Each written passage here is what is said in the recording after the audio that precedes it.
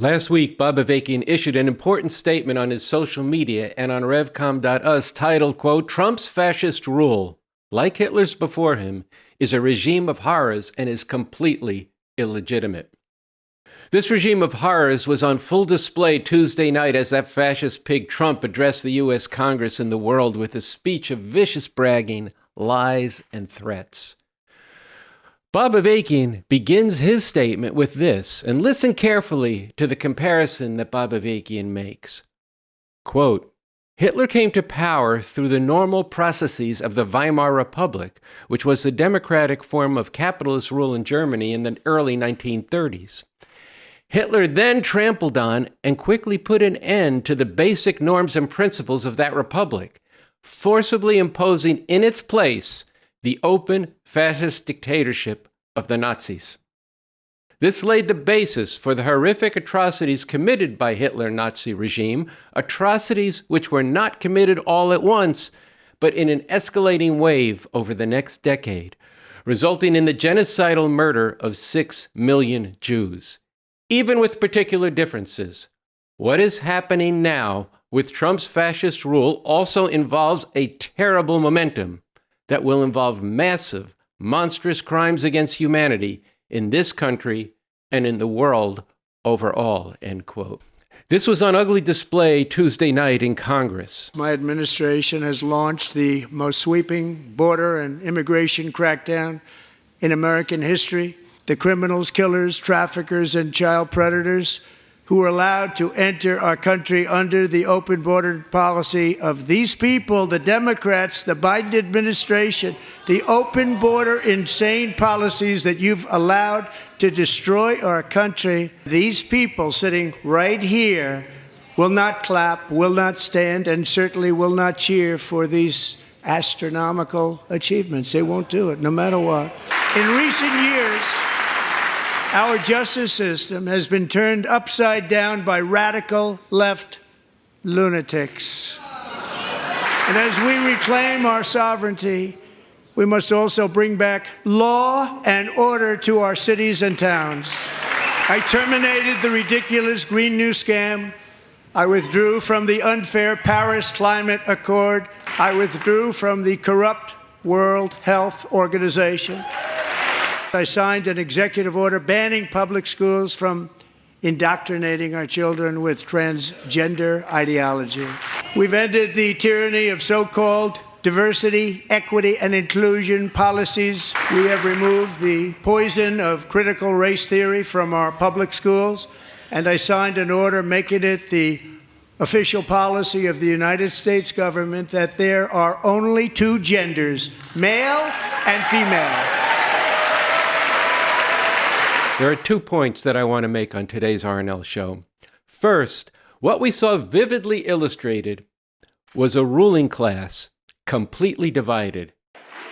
The brain Republican hyenas of Trump fascism on one side of the room, cheering each measure, saluting Trump's banging of each nail in what could well be a coffin of the masses of people's lives and the future of humanity. As he bragged about methods that would destroy the environment and the health of people here and around the world, and his demonization, erasure, and vicious brutality against all manner of people, from immigrants to trans people. And on display was a Democratic opposition that was pathetically paralyzed and prostrate, sitting numb and dumb, half-heartedly waving little signs that said false and Musk steals. What was clear is that there was and will be no coming together between these two sides, except on the terms of Trump MAGA fascism. The second point that struck me about this last night was the divide between the Democratic Party functionaries and the masses of people who don't want to live in a fascist America and a fascist world.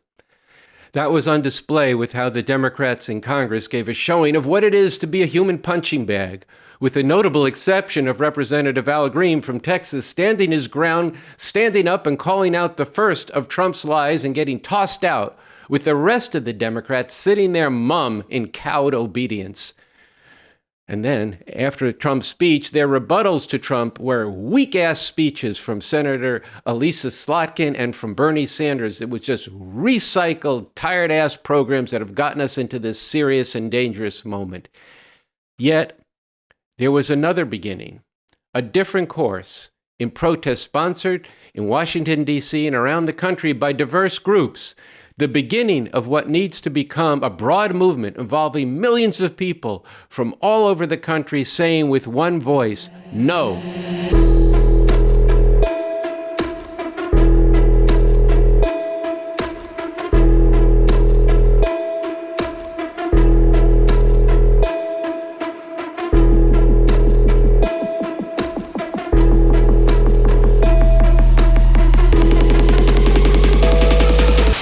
Trump must go! Trump must go!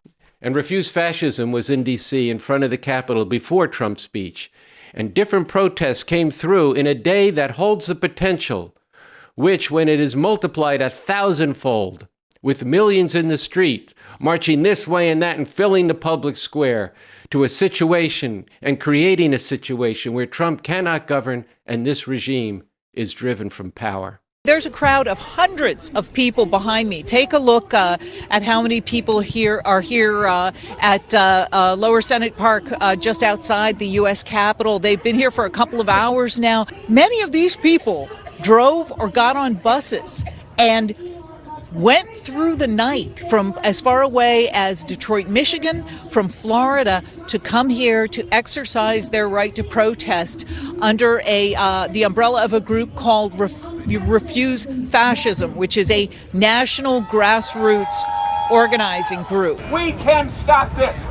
People have stopped this all around the world. Look what's going on in South Korea right now. Look at the Arab Spring. Look what the people in Puerto Rico did. In 2019, they got rid of a vicious far-right, gay-bashing governor with people's power. In the streets, in the public square, in the schools, right here, in the city halls. We can stop this. We can stop this. We can stop this. And I'm really going to stop this. We can stop this. We can stop. And in the name of humanity, not just us, all the world, this will be catastrophic for all the world if we let this regime consolidate fascism. And here's the deal, this is my final point. If we're going to do this, if we're going to take to the streets, this isn't just about elections or writing letters to your congressman. This is about really stepping up, getting in the streets, staying in the streets, even when it's raining, even when it's snowing. But let's be honest.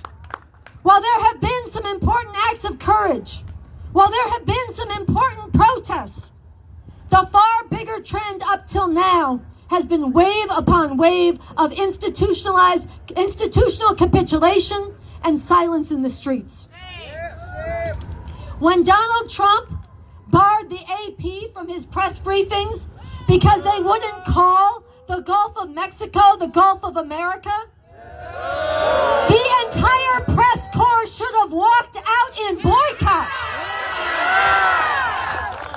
When Donald Trump tweeted, quote, "He who saves his country does not violate any law," judges and lawyers should have gone on strike. It's been done around the world, in Pakistan and Mexico. This is what you're supposed to do.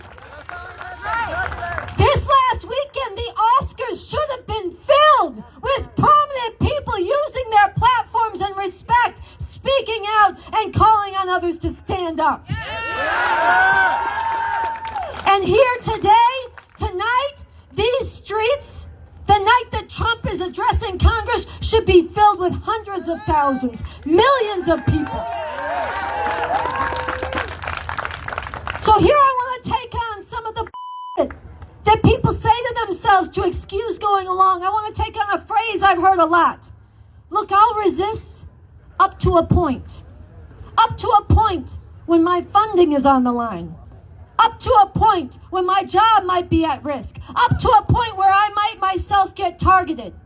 Well, real talk. That's not resistance. That's accommodation. We have to be real. That's allowing the fascist juggernaut to gain momentum and strength. The Democratic Party is failing to meet the urgency of this moment. We are fighting against the rise of American fascism. And the people who claim to be on the side of democracy, The people who promised they'd protect us don't seem to understand what's at stake. Seeing the Trump presidency and how it started, when he was elected again, my heart sank. On his inauguration day of this year, the Trevor Project and the Trans Lifeline had record numbers of calls. This is no way to be living. Trans kids deserve to grow up, and trans adults deserve to grow old. Asking questions is patriotic. Questioning authority is patriotic. We the people want respect, dignity, and humanity. It's time to shut down this country. We must do what people in other countries do. I see kids fighting to find a voice. They've been swimming in a sea without a shore or a choice. Lie, lie, lie, lie, lie, lie, lie, lie, lie, lie, lie, lie, lie, lie, lie, lie. All that we just watched needs to exponentially spread. Baba Vagian's message that I began with concludes with what is to be done, concisely putting forward what must be our crucial immediate goal.